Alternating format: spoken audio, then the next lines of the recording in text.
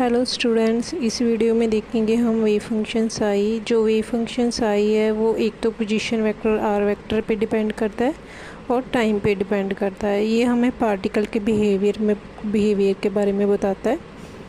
और जहाँ पे पार्टिकल फाइंड करने की प्रोबेबिलिटी ज़्यादा होती है, जहाँ पे हमें पता है कि पार्टिकल मिल सकता है, यहाँ पे उसकी होने की प्रोबेबिलिटी ज़्यादा है, वहाँ पे इसका मैग्नीट्यूड लार्ज होता है। और जहाँ पे इसकी probability of finding the particle is less, जहाँ पे प्रोबेबिलिटी कम है इसको फाइंड करने की पार्टिकल को, तो वहाँ पे जो वेव फंक्शन साई है वो भी क्या होता है, small. So Sai measures the probability of finding A particle.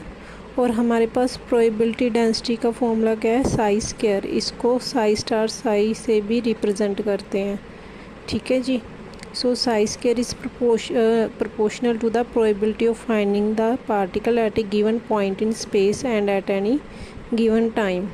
So probability density मैंने आपको बताया कैसे रिप्रेजेंट करते हैं, साई स्टार साई से या फिर साई स्क्वायर। इसकी एब्सोल्यूट वैल्यू ले लेते हैं, क्योंकि जो साई है वो क्या होता है, हमारे पास एक नेगेटिव फंक्शन है, कॉम्प्लेक्स है, ठीक है ना।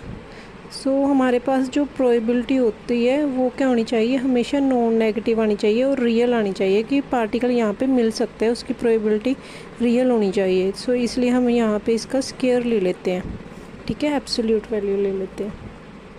सो thus the square of the absolute value of the wave function near the probability per unit volume, that is probability density of finding the particle at any position r vector at time t. I hope आपको wave function clear होगा। Wave function को हम साई से represent करते हैं और probability density को हम कैसे रिप्रेजेंट करते हैं, साई स्टार साई से।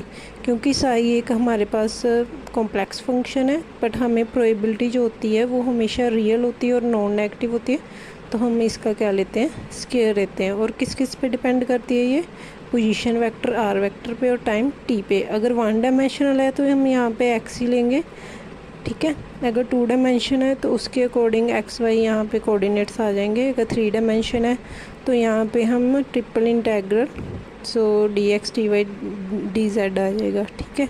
आई होप आपको वेव फंक्शन क्लियर होगा। Thank you for watching my video.